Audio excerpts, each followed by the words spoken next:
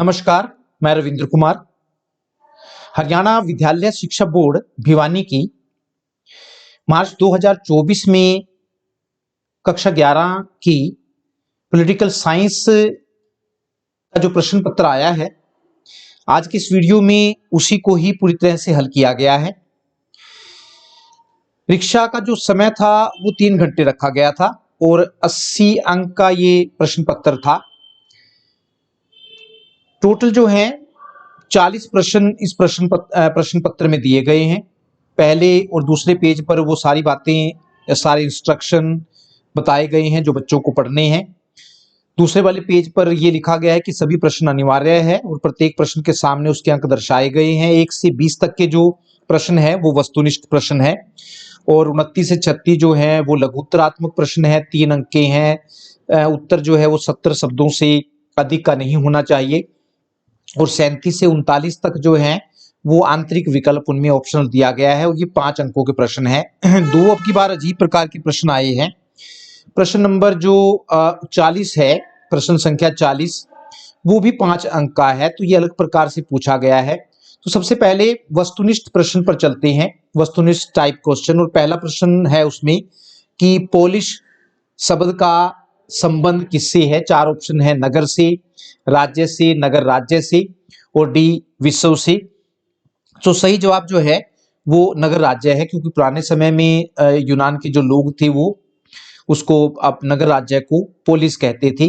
प्रश्न नंबर 2 है, लिबर्टी शब्द किस भाषा के लिबर शब्द से बना है। लिबर्टी शब्द किस भाषा के लिबर शब्द से बना है। ए ग्रीक है, बी लैटिन है, सी फ्रेंच है और डी अंग्रेजी है। तो सही जो जवाब है वो बी है, लैटिन वर्ड से बना है ये। और तीसरा प्रश्न है, समानता और स्वतंत्रता को परस्पर विरोधी माना है। समानता और स्वतंत्रता को परस्पर विरोधी माना है। ए लॉर्ड एक्टन ने और बी डी टोकविले ने। तो सी, ए और बी दोनों ने और डी है इनमें से कोई नहीं। तो सही जवाब जो है वो सी आएगा, ए और बी दोनों ने इसको समानता और स्वतंत्रता को परस्पर विरोधी माना है। प्रश्न नंबर 4 है कि पूछा गया है कि कौटिल्य ने सामाजिक न्याय का उल्लेख किया है। नीचे 4 ऑप्शन है, राजनीतिक विज्ञान में, अर्थशास्त्र में, समाजशास्त्र में और प्रशासन में। तो सही जवाब जो है वो अर्थशास्त्र उनकी किताब का नाम है, उन्होंने कौटिल्य ने उसमें सामाजिक न्याय का उल्लेख किया है। प्रश्न नंबर 5 है कि अधिकार वह मांग है जिसे समाज मान्यता देता है और राज्य लागू करता है, किसने कहा। तो ए है बोसांके ने, बी है वाइल्ड ने, सी है लास्की ने, डी है टी.एच. ग्रीन ने। तो सही जो जवाब है वो बोसांके ने कहा है। और उसके बाद है छठा प्रश्न है कि भारतीय संविधान का निर्माण किया। ए संविधान सभा ने, बी विधानसभा ने, सी संसद ने और डी इनमें से कोई नहीं। तो सही जो जवाब है वो ए आएगा, संविधान सभा ने भारत के संविधान का निर्माण किया है। 7वां प्रश्न है और पूछा गया है कि मौलिक अधिकारों का वर्णन मिलता है अनुच्छेद 1 से 5 में, बी पर है अनुच्छेद 6 से 11 में और सी पर है अनुच्छेद 12 से 35 में और डी पर है 36 से 51 में। तो सही जवाब जो है वो सी है, अनुच्छेद 12 से लेकर 35 तक भारत के संविधान में मौलिक अधिकारों का वर्णन किया गया है। प्रश्न नंबर 8 बिल्कुल आसान सा है, भारत में चुनाव करवाए जाते हैं। ए संसद द्वारा, बी सर्वोच्च न्यायालय द्वारा, सी चुनाव आयोग द्वारा और डी नीति आयोग द्वारा। तो सही जवाब जो है वो सी है, चुनाव आयोग द्वारा भारत में चुनाव करवाए जाते हैं। प्रश्न नंबर 9 है कि भारत के संवैधानिक मुखिया कौन है। संवैधानिक मुखिया कौन है, कि संविधान में देश का मुखिया किसे बनाया गया है। ए राष्ट्रपति को, बी प्रधानमंत्री को, सी भारत के मुख्य न्यायाधीश और डी है राज्यपाल। तो सही जवाब जो है वो ए आएगा, राष्ट्रपति को भारत में या भारत का संविधान का वो मुखिया है, संविधान में उसको मुखिया का दर्जा दिया गया है। प्रश्न नंबर 10 है कि भारत में कानून निर्माण का कार्य किया जाता है। संसद द्वारा, बी नीति आयोग द्वारा, चुनाव आयोग द्वारा और उच्च न्यायालय द्वारा। बिल्कुल सही जवाब है ए, संसद द्वारा भारत में कानून निर्माण का कार्य किया जाता है, कानून बनाने का कार्य किया जाता है। प्रश्न नंबर 11 है, ये भी बहुविकल्पिक प्रश्न है। भारत में वर्तमान में कितने उच्च न्यायालय हैं। ए पर 20 दे रखे हैं, बी पर 25, सी पर 30 और डी पर 35। तो वर्तमान समय में भारत में 25 उच्च न्यायालय हैं। इसके बाद प्रश्न नंबर 12 है, संघ सूची में मूल रूप से कितने विषय हैं? संघ सूची में मूल रूप से कितने विषय हैं? 97, 66, 47 और 395। तो सही जवाब जो संघ सूची है जिस पर केंद्र सरकार कानून बनाने का काम करती है उसमें 97 विषय हैं। और प्रश्न नंबर 13 है, सरकारिया आयोग का संबंध है। सरकारिया आयोग का संबंध है ए सरकार से, बी राज्य से, सी केंद्र राज्य संबंध से और इनमें से कोई नहीं। तो सरकारी आयोग की जो स्थापना की गई थी वो वास्तव में केंद्र राज्य संबंधों के बारे में अपनी रिपोर्ट विचार प्रकट करने के लिए या रिपोर्ट देने के लिए की गई थी। प्रश्न नंबर 14 है। प्रश्न नंबर 14 खालिस्तान है कि भारत में पंचायती राज खालिस्तान स्तरीय है, कितने स्तरीय पूछा गया? तो भारत में पंचायती राज जो है वो 3 स्तरीय है। प्रश्न नंबर 15 है, गांव में निवास करने वाले सभी मतदाताओं की सभा खालिस्तान सभा कहलाती है। तो गांव में जितने भी मतदाता हैं उनके बनने से ग्राम सभा की स्थापना होती है, तो ग्राम सभा इसका आएगा। प्रश्न नंबर 16 है, सही गलत पूछा गया है कि भारत में संविधान दिवस मनाया जाता है 26 जनवरी को और 26 नवंबर को। 26 जनवरी को गणतंत्र दिवस मनाया जाता है, 26 नवंबर को संविधान दिवस के रूप में मनाया जाता है, तो इसका सही जवाब 26 नवंबर आएगा। प्रश्न नंबर 17 है, अभिकथन और रीजन वाले या कारण वाले प्रश्न है, दोनों को पढ़कर नीचे दिए गए विकल्पों में से सही उत्तर का चुनाव करना है। अभिकथन है कि जोन लोग का मानना है कि जहां कानून नहीं वहां स्वतंत्रता भी नहीं हो सकती, और कारण है कि स्वतंत्रता के प्रयोग के लिए उचित प्रतिबंध आवश्यक है।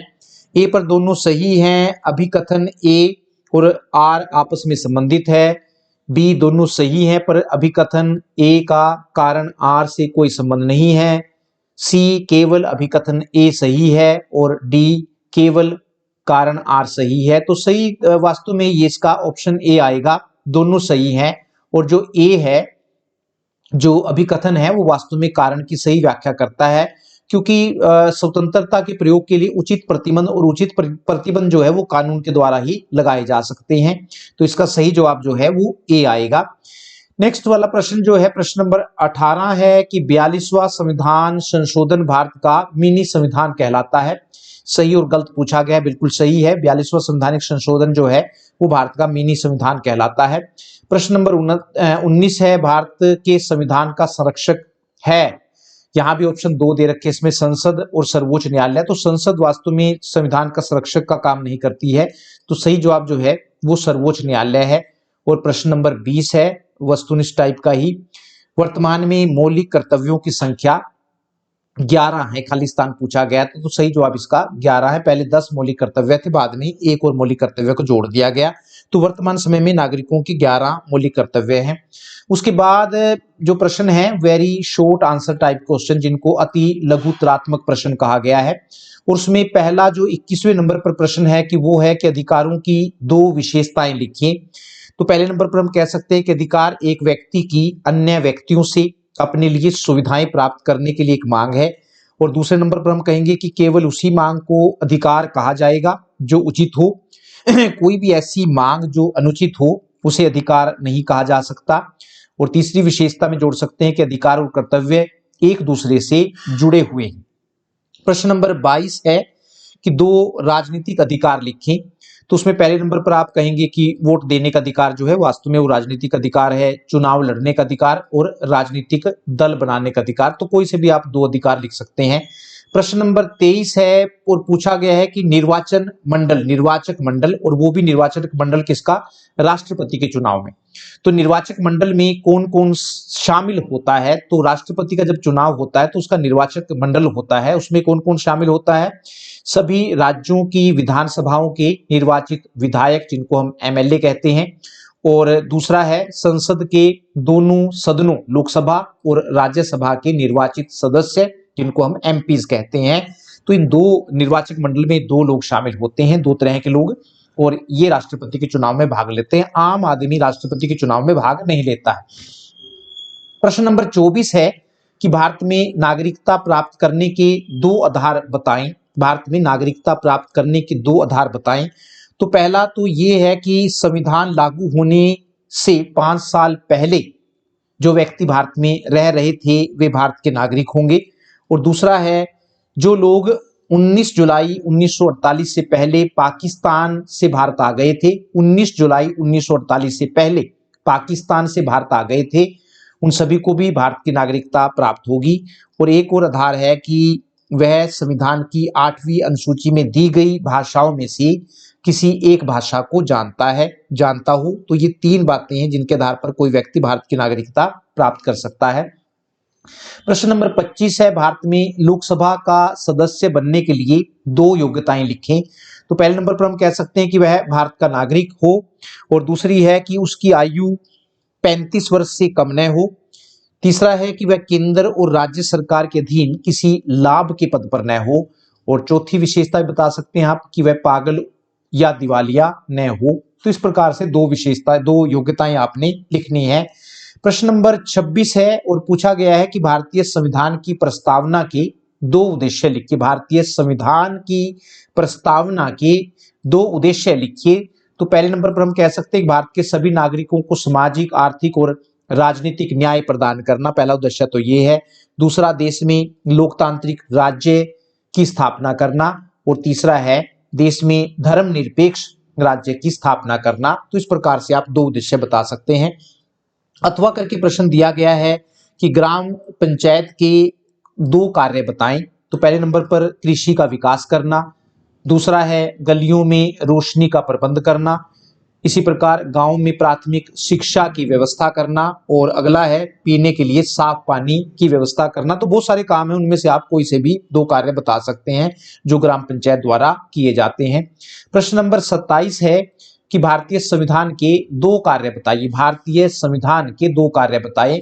तो पहले नंबर पर आप कह सकते हैं कि संविधान सरकार के गठन की जानकारी देता है, और दूसरा, संविधान से हमें सरकार के स्वरूप की जानकारी मिलती है, और तीसरा है संविधान से हमें इस बात की भी जानकारी मिलती है कि सरकार के विभिन्न अंगों के क्या क्या कार्य होंगे। तो कोई से भी आप 2 कार्य, एक और है जो चौथे नंबर पर भी आप लिख सकते हैं, संविधान नागरिकों के अधिकारों या अधिकार की गारंटी देता है। संविधान नागरिकों के अधिकार की गारंटी देता है। इसमें भी अथवा करके है प्रश्न दिया गया है, और प्रश्न है कि भारत के नागरिक के 2 मौलिक कर्तव्य लिखें। 11 मौलिक कर्तव्य हैं, उनमें से 2 पूछे गए। भारत के नागरिक के 2 मौलिक कर्तव्य लिखें। तो पहला है कि राष्ट्रीय ध्वज, राष्ट्रीय गान और राष्ट्रीय गीत का सम्मान करना। दूसरे नंबर पर आप कह सकते हैं कि स्वतंत्रता आंदोलन के दौरान अपनाए गए आदर्शों का सम्मान करना और उनका पालन करना। तीसरे नंबर पर देश की एकता, अखंडता और प्रभुसत्ता की रक्षा करना। और चौथे नंबर पर है देश की रक्षा के लिए हर समय तैयार रहना, तथा देश की सेवा के लिए जब भी जरूरत पड़े तो पीछे ना हटना। इस प्रकार से 11 हैं, 11 में से कोई से भी आप 2 मौलिक कर्तव्य लिख सकते हैं। प्रश्न नंबर 28 है, निम्नलिखित का उचित मिलान कीजिए। मिलान करने के लिए कहा गया है। एक तरफ किताबें और विचार दे रखे, दूसरी तरफ लेखक या विचारक दे रखे हैं। द रिपब्लिक जो पुस्तक है वास्तव में वो प्लेटो की लिखी हुई है, और ऑन लिबर्टी J.S. मिल की किताब है, बड़ी फेमस किताब है। और अ थ्योरी ऑफ जस्टिस जो है वो जॉन रॉल्स की किताब है। तो ये 3 है, 2-2 नंबर का है। इसमें अगर आप ये नहीं करना चाहते, इसमें से कोई सा एक नहीं आता आपको, तो एक और प्रश्न दे रखा है, भारतीय संविधान के 73वें संशोधन अधिनियम की 2 विशेषताएं लिखें। कई सारी है उसमें से 2 कहा गया है। भारतीय संविधान के 73वें संशोधन अधिनियम की 2 विशेषताएं लिखें। तो उसमें पहले नंबर पर आप कह सकते हैं कि 73वें संवैधानिक संशोधन द्वारा पंचायती राज संस्थाओं को संवैधानिक मान्यता दी गई है, अर्थात संविधान में इन संस्थाओं का साफ साफ वर्णन किया गया है। ख है, 73वें संवैधानिक संशोधन द्वारा सभी राज्यों में पंचायती राज का 3 स्तरीय ढांचा स्थापित किया जाएगा, जिसमें ग्राम स्तर पर ग्राम पंचायत स्थापित करने की बात कही गई है, खंड या ब्लॉक स्तर पर पंचायत समिति और जिला स्तर पर जिला परिषद स्थापित होगी। और एक और विशेषता आप कह सकते हैं कि 73वें संवैधानिक संशोधन द्वारा पंचायतों को 29 प्रकार के काम सौंपे गए हैं। इसके बाद जो है वो लघु उत्तरात्मक प्रश्न है, प्रश्न नंबर जो 29 से स्टार्ट होते हैं, और इसमें हर प्रश्न के जो अंक है वो 3 अंक का ये प्रश्न है। तो इसमें 29 नंबर पर क्वेश्चन पूछा गया है, राजनीतिक शास्त्र के 3 प्रमुख कार्य क्षेत्र की व्याख्या कीजिए। स्कोप पूछा गया है, राजनीतिक शास्त्र में हम किन किन बातों का अध्ययन करते हैं। राजनीतिक शास्त्र के 3 प्रमुख कार्य क्षेत्र की व्याख्या कीजिए। तो पहला उसमें हम कह सकते हैं कि राज्य और सरकार का अध्ययन। राजनीतिक विज्ञान का केंद्र बिंदु राज्य है। राज्य क्या है, राज्य का आरंभ और विकास कैसे हुआ, आदि बातों का अध्ययन राजनीतिक विज्ञान के अंतर्गत किया जाता है। इसके अलावा राजनीतिक सिद्धांत में या राजनीतिक विज्ञान में सरकार का भी अध्ययन किया जाता है। सरकार क्या है, सरकार के कौन कौन से अंग हैं और सरकार के कौन कौन से रूप हैं। इसके बाद दूसरा जो कार्य क्षेत्र है राजनीतिक विज्ञान का, वो है व्यक्ति और राज्य के संबंधों का अध्ययन। राज्य व्यक्ति के सामाजिक, आर्थिक और राजनीतिक क्षेत्रों में हस्तक्षेप करता है। राजनीतिक विज्ञान इस बात का भी अध्ययन करता है कि इन क्षेत्रों में राज्य की कितनी दखलंदाजी होनी चाहिए, क्योंकि यह हो सकता है कि राज्य व्यक्ति के अधिकारों को कम करना शुरू कर दे। और तीसरे नंबर पर है अधिकारों और कर्तव्यों का अध्ययन। व्यक्ति को अपना विकास करने के लिए राज्य द्वारा उसे कई प्रकार के अधिकार दिए गए हैं। इन अधिकारों के साथ कुछ कर्तव्य भी जुड़े हुए हैं। राजनीतिक विज्ञान इस बात का अध्ययन करता है कि अधिकारों का प्रयोग और कर्तव्यों का पालन कैसे किया जाए।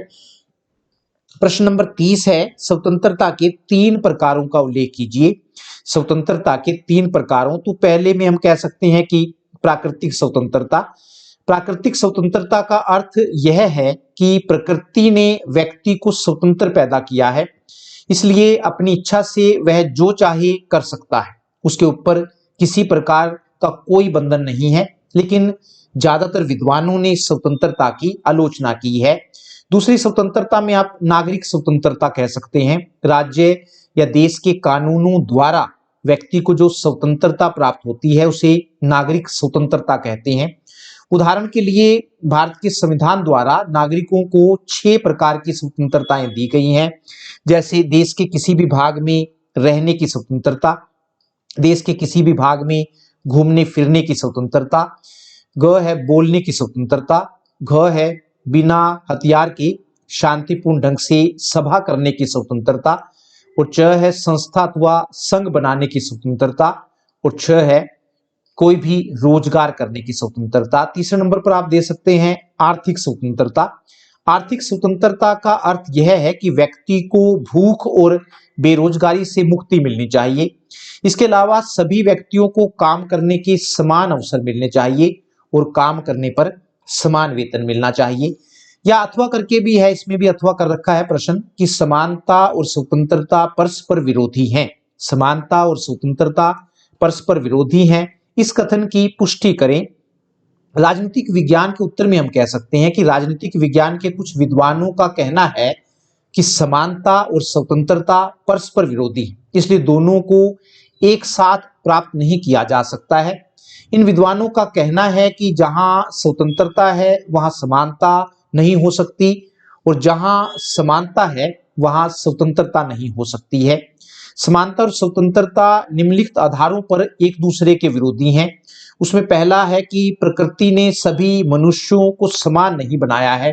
कोई गोरा है, कोई काला है, कोई बुद्धिमान है तो कोई मूर्ख है, इसलिए सभी मनुष्यों को समान नहीं समझा जा सकता। दूसरा, यदि समाज में आर्थिक समानता स्थापित कर दी जाए तो स्वतंत्रता समाप्त हो जाएगी, क्योंकि कोई भी व्यक्ति अपनी योग्यता के आधार पर पैसा नहीं कमा पाएगा। तीसरे नंबर पर आप कह सकते हैं कि सभी व्यक्तियों की मूल योग्यताएं समान नहीं होती हैं, इसलिए सबको समान अधिकार या स्वतंत्रता देना अन्यायपूर्ण है। और चौथे नंबर पर है कि यदि सभी व्यक्तियों को समानता के आधार पर स्वतंत्रता दे दी जाए तो इससे योग्य और अयोग्य व्यक्तियों में भेदभाव करना कठिन हो जाएगा, और ऐसी स्थिति में योग्य व्यक्ति को अपनी योग्यता को दिखाने का अवसर नहीं मिल पाएगा। प्रश्न नंबर 31 है और पूछा गया है कि न्याय के 3 तत्वों का उल्लेख करें। न्याय के कई तत्व हैं, न्याय के 3 तत्वों का उल्लेख करो। तो पहले पर हम कह सकते हैं कि सत्य, ट्रूथ। न्याय का पहला आधारभूत तत्व सत्य है। सत्य का अर्थ यह है कि घटनाओं को उसी रूप में पेश किया जाना चाहिए जिस रूप में वे घटित हुई हैं। घटनाओं को तोड़ मरोड़ कर पेश नहीं किया जाना चाहिए। दूसरा है निष्पक्षता, इम्पार्शियलिटी। निष्पक्षता का अर्थ यह है कि न्याय प्रदान करते समय लोगों के साथ धर्म, जाति, भाषा, लिंग आदि के आधार पर कोई भेदभाव नहीं किया जाना चाहिए। और तीसरा है स्वतंत्रता। न्याय और स्वतंत्रता में गहरा संबंध है। न्याय के अनुसार व्यक्ति को केवल वही काम करने चाहिए जो करने योग्य हैं तथा जिनसे दूसरों को कोई नुकसान न हो। और चौथा है एकरूपता, यूनिफॉर्मिटी जिसको हम कहते हैं। एकरूपता का अर्थ यह है कि एक जैसे मामलों में एक जैसा न्याय किया जाना चाहिए। उदाहरण के लिए यदि दो व्यक्तियों ने एक जैसा अपराध किया हो तो ऐसा नहीं होना चाहिए कि एक व्यक्ति को छोड़ दिया जाए और एक व्यक्ति को सजा दे दी जाए। प्रश्न नंबर 32 है अधिकार के विभिन्न वर्गों का वर्णन करें कि अधिकार को कितने भागों में बांटा जा सकता है। तो अधिकार 3 प्रकार के होते हैं। उसमें पहला है प्राकृतिक अधिकार, नेचुरल राइट्स जिनको हम कहते हैं। प्राकृतिक अधिकारों से अभिप्राय उन अधिकारों से है जो व्यक्ति को प्रकृति से प्राप्त हुए हैं। इन अधिकारों का समर्थन जॉन लॉक ने किया है। उन्होंने 3 प्राकृतिक अधिकार बताए हैं, एक जीवन का अधिकार, 2 संपत्ति का अधिकार और तीसरा है स्वतंत्रता का अधिकार। एक और दूसरा है वो है नैतिक अधिकार। नैतिक अधिकार वे अधिकार होते हैं जो व्यक्ति की नैतिक भावना पर आधारित होते हैं। इन अधिकारों के पीछे कानून की शक्ति नहीं होती है। और तीसरा है कानूनी अधिकार, लीगल राइट्स जिनको हम कहते हैं। कानूनी अधिकार वे अधिकार होते हैं जिनके पीछे कानून की शक्ति होती है। इसलिए यदि कोई व्यक्ति इन अधिकारों का उल्लंघन करे तो उसे इसके लिए सजा दी जा सकती है। कानूनी अधिकार कई प्रकार के होते हैं जैसे मौलिक अधिकार, सामाजिक अधिकार या नागरिक अधिकार, राजनीतिक अधिकार और आर्थिक अधिकार। तो इस प्रकार से अधिकारों का जो वर्गीकरण है वो 3 भागों में किया जा सकता है। प्रश्न नंबर 33 है भारतीय न्यायपालिका के 3 मुख्य कार्य लिखे। न्यायपालिका क्या क्या करती है। तो पहला है कि झगड़ों का निपटारा करना। न्यायपालिका का सबसे महत्वपूर्ण काम लोगों के झगड़ों का निपटारा करना है। न्यायपालिका झगड़ों का निपटारा कानून के अनुसार करती है। और दूसरा है कानूनों की व्याख्या करना। यदि कानून बनाना विधानपालिका या संसद का काम है, लेकिन कई बार विधानपालिका द्वारा जो कानून बनाए जाते हैं उनकी भाषा इतनी जटिल होती है कि वह आम आदमी की समझ से बाहर होती है। ऐसी स्थिति में न्यायपालिका कानून की सही व्याख्या करती है। और तीसरा है संविधान का रक्षक। संविधान किसी भी देश का सर्वोच्च कानून होता है जिसके अनुसार किसी देश की सरकार चलती है। सर्वोच्च कानून होने के नाते उसकी रक्षा करना भी जरूरी होता है। संविधान की रक्षा करने का काम न्यायपालिका करती है। जैसे भारत में सर्वोच्च न्यायालय को यह अधिकार दिया गया है कि यदि सरकार द्वारा कोई ऐसा कानून बनाया जाता है जो संविधान के विपरीत हो तो वह ऐसे कानून को अवैध घोषित कर सकती है। और चौथा है सलाह देना। कई देशों में न्यायपालिका सलाह देने का काम भी करती है। जैसे भारत में यदि राष्ट्रपति को किसी कानूनी मामले पर कोई सलाह या भारत में राष्ट्रपति किसी कानूनी मामले पर कोई सलाह लेना चाहता है तो वह सर्वोच्च न्यायालय से ऐसी सलाह ले सकता है। अथवा करके दूसरा प्रश्न दे रखा है नागरिक और विदेशी में अंतर स्पष्ट करें। नागरिक और विदेशी में अंतर स्पष्ट करें। तो राजनीतिक विज्ञान में नागरिक वह व्यक्ति होता है जो किसी देश का निवासी होता है और जिसे देश की तरफ से कुछ अधिकार मिले होते हैं तथा जो अपने देश के प्रति वफादार रहते हुए अपने कर्तव्यों का पालन करता है, फिर चाहे वह व्यक्ति गांव में रहे या फिर शहर में रहे। और दूसरी ओर विदेशी वह व्यक्ति होता है जो घूमने फिरने के लिए, व्यापार करने के लिए, पढ़ने लिखने के लिए या कोई और काम करने के लिए अपने देश को छोड़कर दूसरे देश में चला जाता है, लेकिन वह दूसरे देश में एक निश्चित समय तक ही रह सकता है। नागरिक और विदेशी में अगर अंतर की बात करें तो पहले पर हम कहेंगे कि नागरिक को राज्य की सदस्यता प्राप्त होती है जबकि विदेशी को नहीं। दूसरे पर नागरिक को सामाजिक, आर्थिक और राजनीतिक अधिकार प्राप्त होते हैं जबकि विदेशी को ये सभी अधिकार प्राप्त नहीं होते हैं। विदेशी को राजनीतिक अधिकार तो बिल्कुल भी प्राप्त नहीं होते हैं। और तीसरा है संकट के समय नागरिक को सेना में भर्ती किया जा सकता है जबकि विदेशी को कभी भी सेना में भर्ती नहीं किया जा सकता। चौथा है नागरिक को देश निकाला नहीं दिया जा सकता है, जबकि विदेशी को किसी भी समय देश से बाहर निकाला जा सकता है। और पांचवा है नागरिक अपने देश के प्रति वफादार होता है, जबकि विदेशी उस देश के प्रति वफादार होता है जिसका वह नागरिक होता है। प्रश्न नंबर 34 है, पूछा गया है कि अधिकार और कर्तव्य एक ही सिक्के के दो पहलू हैं। अधिकार और कर्तव्य एक ही सिक्के के दो पहलू हैं, इस कथन की व्याख्या करें। तो हम कह सकते हैं कि अधिकार और कर्तव्य साथ साथ चलते हैं। एक व्यक्ति के जितने अधिकार होते हैं उसके उतने ही कर्तव्य भी होते हैं। अधिकारों के बिना कर्तव्यों का और कर्तव्यों के बिना अधिकारों का कोई महत्व नहीं होता है। इन दोनों के संबंधों को निम्नलिखित बिंदुओं या पॉइंट्स के द्वारा स्पष्ट किया जा सकता है। और उसमें पहला है कि अधिकार और कर्तव्य एक दूसरे के पूरक हैं, एक के बिना दूसरे का कोई अस्तित्व नहीं है। दूसरे पर हम कह सकते हैं कि अधिकार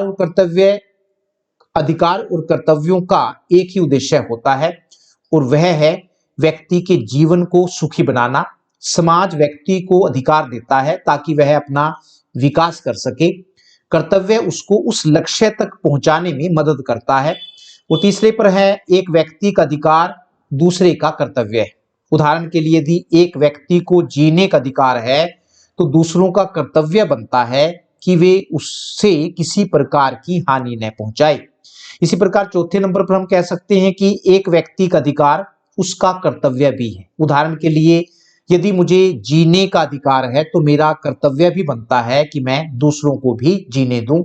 और पांचवा है कि अधिकारों का सही प्रयोग करना ही कर्तव्य है। अधिकारों का सही प्रयोग करना ही कर्तव्य है। उदाहरण के लिए यदि मुझे बोलने का अधिकार है तो मेरा कर्तव्य बनता है कि मैं दूसरों को गालियां ना दूं। अथवा करके है प्रश्न, अथवा करके दे रखा है और प्रश्न है कि आर्थिक समानता के बिना राजनीतिक स्वतंत्रता एक धोखा है। आर्थिक समानता के बिना राजनीतिक स्वतंत्रता एक धोखा है, सिद्ध कीजिए। तो लास्की का कथन है ये कि लास्की ने ठीक ही कहा है कि आर्थिक समानता के बिना राजनीतिक स्वतंत्रता एक धोखा है। वास्तव में जब तक व्यक्ति को आर्थिक समानता प्राप्त नहीं होगी तब तक वह राजनीतिक स्वतंत्रता का कोई लाभ नहीं है। एक गरीब व्यक्ति के लिए सबसे पहला काम अपना पेट भरना है। जब तक उसे पेट भर खाने को नहीं मिलेगा तब तक वह राजनीतिक स्वतंत्रता का फायदा नहीं उठा पाएगा। आर्थिक समानता के बिना गरीब व्यक्ति अपने वोट का भी सही प्रयोग नहीं कर पाता है। पैसे के लालच में आकर वह अपने वोट को बेच देता है। तो दोनों का पहले अर्थ जानना जरूरी है कि राजनीतिक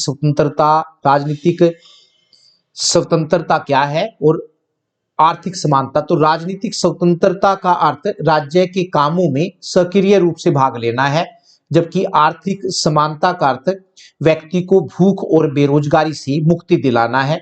इन दोनों के संबंधों को निम्नलिखित प्रकार से स्पष्ट किया जा सकता है। तो पहले नंबर पर हम कह सकते हैं कि राजनीतिक स्वतंत्रता में वोट का अधिकार सबसे महत्वपूर्ण है, लेकिन एक गरीब व्यक्ति के लिए वोट का कोई महत्व नहीं है, क्योंकि वह इसे ना तो खा सकता है और ना ही पी सकता है। कभी कभी वह पैसे के लालच में आकर अपने वोट को बेच देता है।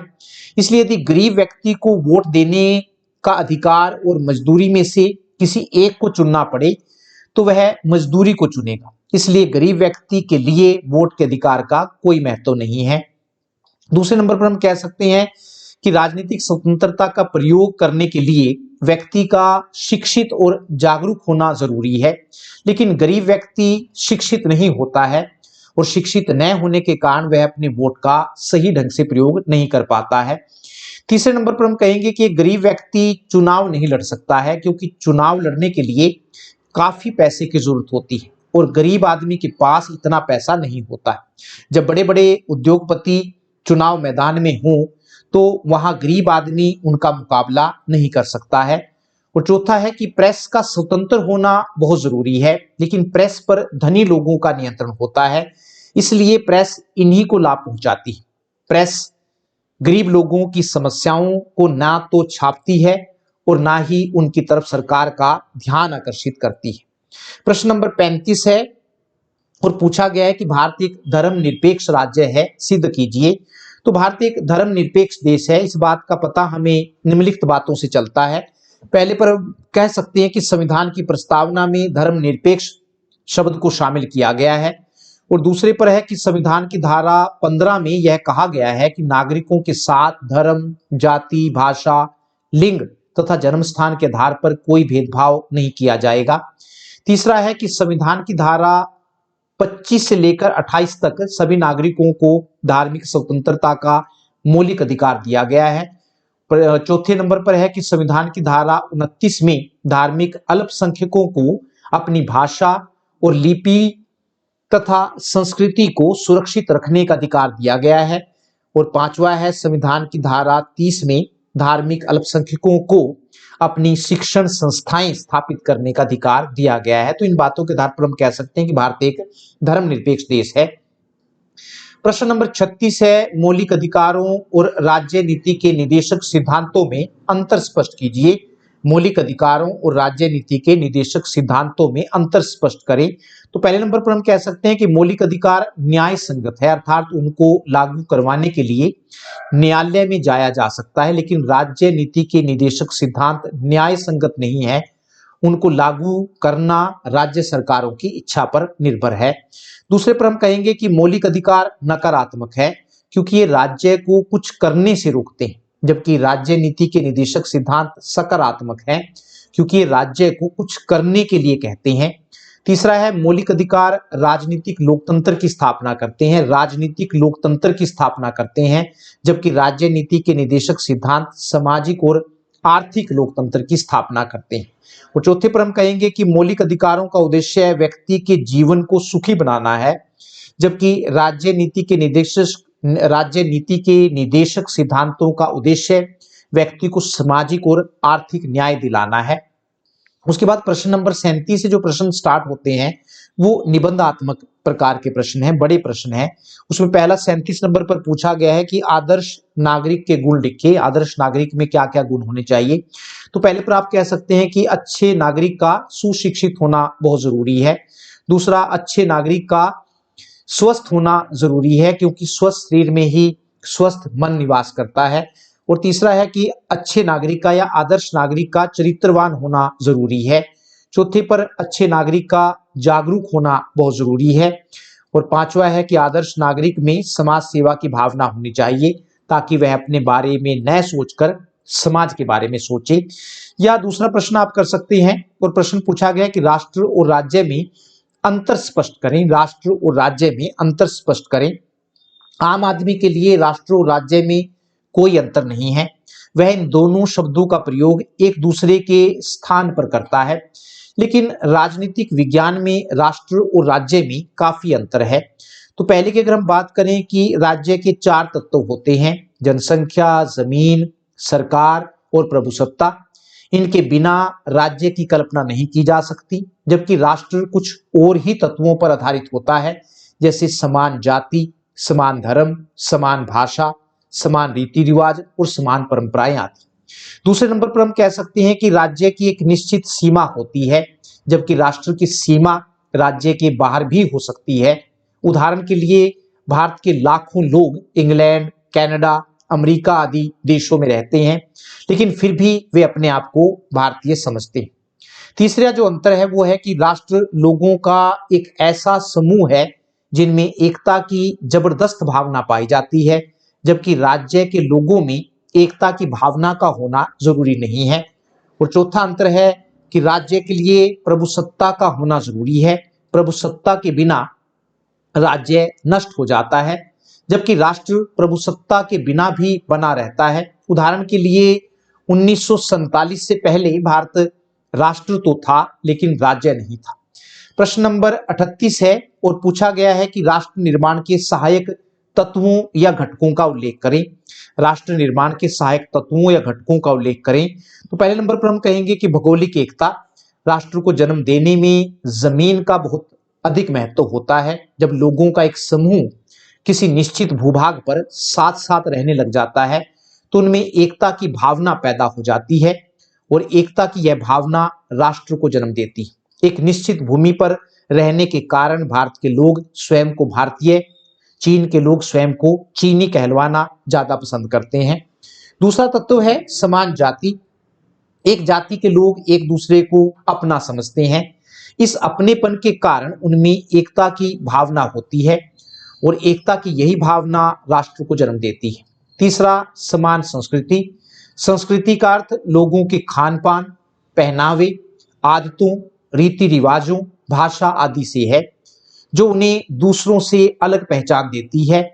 जिन लोगों की एक समान संस्कृति होती है उनमें एकता की जबरदस्त भावना होती है और एकता की यही भावना राष्ट्र को जन्म देती है। अगला है समान धर्म। धर्म का लोगों के जीवन में खास स्थान होता है। धर्म की रक्षा के लिए लोग बड़े से बड़ा बलिदान करने के लिए तैयार हो जाते हैं। एक धर्म के लोगों में एकता की जबरदस्त भावना होती है और एकता की यही भावना राष्ट्र को जन्म देती है। और पांचवा तत्व है सार्वजनिक इच्छा। यदि लोगों में इकट्ठे रहने की जबरदस्त इच्छा है तो इससे एक मजबूत राष्ट्र का निर्माण होता है। इसके विपरीत यदि लोगों में इकट्ठे रहने की इच्छा नहीं है तो राष्ट्र का निर्माण नहीं हो सकता है। इसके बाद प्रश्न नंबर 39 है, पूछा गया है कि भारत के प्रधानमंत्री की भूमिका या कार्यों की व्याख्या करें। भारत के प्रधानमंत्री की भूमिका या कार्यों की व्याख्या करें। तो प्रधानमंत्री कामों में सबसे पहला काम हम कहेंगे मंत्रिपरिषद का निर्माण करना। प्रधानमंत्री का सबसे महत्वपूर्ण कार्य अपनी मंत्रिपरिषद का निर्माण करना है। इसके लिए प्रधानमंत्री मंत्रियों की सूची तैयार करता है जिसमें दल के सभी महत्वपूर्ण व्यक्तियों को लिया जाता है। दूसरा काम है विभागों का बंटवारा करना। मंत्रिपरिषद का निर्माण करने के बाद प्रधानमंत्री का दूसरा काम मंत्रियों के बीच विभागों का बंटवारा करना है। यह प्रधानमंत्री की इच्छा पर निर्भर करता है कि वह किसी भी मंत्री को कोई भी विभाग सौंप सकता है। तीसरा कार्य है मंत्रिपरिषद में फेरबदल करना। क्योंकि प्रधानमंत्री मंत्रिपरिषद का अध्यक्ष होता है इसलिए वह अपने कार्यकाल में मंत्रिपरिषद में किसी भी प्रकार का फेरबदल कर सकता है। जैसे नए मंत्रियों को नियुक्त कर सकता है, मंत्रियों के विभागों को बदल सकता है और यदि कोई मंत्री उसके विचारों से सहमत ना हो तो उसे राष्ट्रपति से हटवा सकता है। चौथे नंबर पर हम कहेंगे कि मंत्रिमंडल का अध्यक्ष। प्रधानमंत्री मंत्रिमंडल का भी अध्यक्ष होता है। मंत्रिमंडल का अध्यक्ष होने के नाते वह मंत्रिमंडल की बैठकों के लिए तारीख निश्चित करता है, बैठकों की कार्यसूची तय करता है और बैठकों में सभी सदस्यों को अपनी बात कहने का अवसर देता है। पांचवा है मंत्रिमंडल और राष्ट्रपति के बीच कड़ी। प्रधानमंत्री मंत्रिमंडल और राष्ट्रपति के बीच कड़ी का काम करता है, जोड़ने का काम करता है।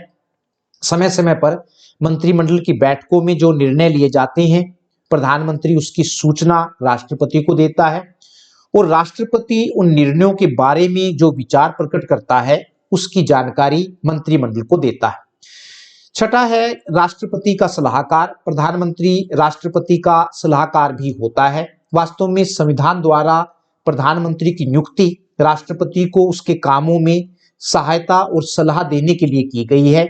यदि राष्ट्रपति को शासन के बारे में कोई सलाह लेनी हो तो वह प्रधानमंत्री से ऐसी सलाह ले सकता है। सातवां है नियुक्ति संबंधी कार्य। वैसे तो संविधान के अनुसार सभी महत्वपूर्ण नियुक्तियां जैसे राज्यपालों की नियुक्ति, वित्त आयोग के सदस्यों की नियुक्ति, चुनाव आयोग के सदस्यों की नियुक्ति आदि राष्ट्रपति द्वारा की जाती है, लेकिन राष्ट्रपति इन अधिकारियों की नियुक्ति अपनी इच्छा से नहीं करता है बल्कि वह उन्हीं लोगों को नियुक्त करता है जिन्हें प्रधानमंत्री चाहता है। आठवां हम कह सकते हैं कि बहुमत दल का नेता। 5 आपने कोई से करने हैं, कोई से भी आप इनमें से कर सकते हैं। राष्ट्रपति उसी दल के नेता को प्रधानमंत्री नियुक्त करता है जिस दल का लोकसभा में बहुमत होता है। अतः बहुमत दल के नेता के रूप में भी प्रधानमंत्री को अनेक काम करने पड़ते हैं। जैसे उसे हर समय अपने दल को बहुमत में रखना पड़ता है क्योंकि वह तभी तक प्रधानमंत्री रह सकता है जब तक लोकसभा में उसका बहुमत बना रहता है। अथवा करके है, अगर आपको ये प्रश्न नहीं करना है तो अथवा करके आप दूसरा कर सकते हैं और वो है भारत के राष्ट्रपति के निर्वाचन प्रक्रिया और योग्यताओं का उल्लेख कीजिए। 2 बातें पूछी, राष्ट्रपति की निर्वाचन प्रक्रिया और योग्यताएं। तो राष्ट्रपति का जो चुनाव है वह अप्रत्यक्ष रूप से एक चुनाव मंडल, निर्वाचक मंडल द्वारा किया जाता है। इस चुनाव मंडल में दो प्रकार के सदस्य होते हैं। पहला, सभी राज्यों की विधानसभाओं के निर्वाचित सदस्य, निर्वाचित विधायक एमएलए, और संसद के दोनों सदनों लोकसभा और राज्यसभा के निर्वाचित सदस्य एमपी। राष्ट्रपति के चुनाव में जो भी एमएलए या एमपी वोट डालता है, वहां उसकी वोट एक नहीं होती है, बल्कि उसकी वोट की कीमत निकाली जाती है, जिसको निकालने का सूत्र इस प्रकार है। जैसे हमने एक एमएलए की वोट की कीमत निकालनी है, तो राज्य की कुल जनसंख्या बटे कुल एमएलए, और जो निकाल कर आएगा उसको आपने 1000 से बाद में भाग करना है। इस प्रकार से एक एमएलए के वोट की कीमत निकल जाएगी। इस प्रकार से सभी राज्यों के एमएलए के वोट की कीमत ज्ञात कर ली जाती है। उसके बाद आती है एक एमपी के वोट की कीमत। तो ये निकालने का सूत्र है सभी राज्यों के एमएलए के वोटों की कीमत और बटे में संसद के चुने हुए एमपी की संख्या। तो इस प्रकार से एक एमपी के वोट की कीमत आ जाती है। राष्ट्रपति का चुनाव एकल संक्रमणीय मत प्रणाली द्वारा आनुपातिक प्रतिनिधित्व प्रणाली के आधार पर होता है। इस प्रणाली में होता यह है कि राष्ट्रपति पद के लिए जितने भी उम्मीदवार खड़े होते हैं, उन सभी के नाम एक मतदान पत्र पर छाप लिए जाते हैं और उनके नाम के आगे पसंद जाहिर करने के लिए खाली स्थान छोड़ दिया जाता है। चुनाव में भाग लेने वाले प्रत्येक मतदाता को अपनी पसंद के अनुसार सभी उम्मीदवारों को 1, 2, 3 नंबर देने होते हैं। चुनाव खत्म होने के बाद वोटों की गिनती का काम शुरू हो जाता है। सबसे पहले अवैध वोटों को निकाल दिया जाता है और इसके बाद चुनाव कोटा निकाला जाता है, जिसको निकालने का सूत्र इस प्रकार है। चुनाव कोटा जो निकालने का सूत्र है, शुद्ध मतों की संख्या बटे 2 और +1। जिस उम्मीदवार को चुनाव कोटा प्राप्त हो जाता है उसे विजयी घोषित कर दिया जाता है। एक और पूछा गया है कि राष्ट्रपति बनने के लिए योग्यताएं, तो पहली है कि वह भारत का नागरिक हो, उसकी आयु 35 वर्ष से कम न हो, और तीसरा है कि वह लोकसभा का सदस्य बनने की योग्यता रखता हो। चौथी है कि वह केंद्र और राज्य सरकार के अधीन किसी लाभ के पद पर न हो। 5वें नंबर पर हम कहेंगे कि चुनाव लड़ने के लिए उसे 15,000 रुपए की राशि जमानत के रूप में जमा करवानी होगी। और छठा है कि उसे किसी गंभीर अपराध में सजा ना मिली हो। और 7वें, उसके नामांकन पत्र पर, नॉमिनेशन फॉर्म पर कम से कम 100 मतदाताओं के हस्ताक्षर हो, जिसमें से 50 उसका नाम प्रस्तावित करें और 50 उसके नाम का अनुमोदन करें। इस प्रकार से प्रश्न नंबर 39 है, 39 हो गया है। उसके बाद 40 है। 40 में पूछा गया निम्नलिखित गद्यांश को ध्यान पूर्वक पढ़कर उसके नीचे दिए गए प्रश्नों के उत्तर दीजिए। हमारे संविधान में स्वतंत्रता की गारंटी दी गई है, फिर भी हमें हरदम नई व्याख्याओं का सामना करना पड़ता है। यह सब एक खेल जैसा लगता है, जैसे क्रिकेट, शतरंज खेलते समय हम सीखते हैं तथा नए नियमों की व्याख्या करते हैं। ठीक इसी प्रकार नित नई परिस्थितियों के मद्देनजर संविधान में नई पुनर्व्याख्याएं जुड़ती जाती हैं। इनकी एक वानगी तो यही है कि आजीविका के अधिकार को जीवन के अधिकार में शामिल करने के लिए अदालतों द्वारा उसकी पुनर्व्याख्या की गई है। सूचना के अधिकार की गारंटी एक नए कानून द्वारा दी गई है। समाज के बदलते स्वरूप के साथ साथ नई चुनौतियों को संविधान संशोधनों के माध्यम से मौलिक अधिकारों की स्पष्टता और विस्तार हुआ है। नीचे प्रश्न है 5 और ए पर दिया गया स्वतंत्रता की गारंटी कौन देता है, तो स्वतंत्रता की जो गारंटी है वो संविधान देता है। बी पर पूछा गया है कि अधिकारों की पुनर्व्याख्या कौन करता है, न्यायपालिका अधिकारों की पुनर्व्याख्या करती है। सी है आजीविका का अधिकार अधिकारों की किस श्रेणी में आता है, जीवन के अधिकार में यह आता है। और डी है मौलिक अधिकारों की स्थापना कहाँ की गई है, मौलिक अधिकारों की जो स्थापना है वो संविधान में की गई है, हर देश के संविधान में इनका वर्णन है।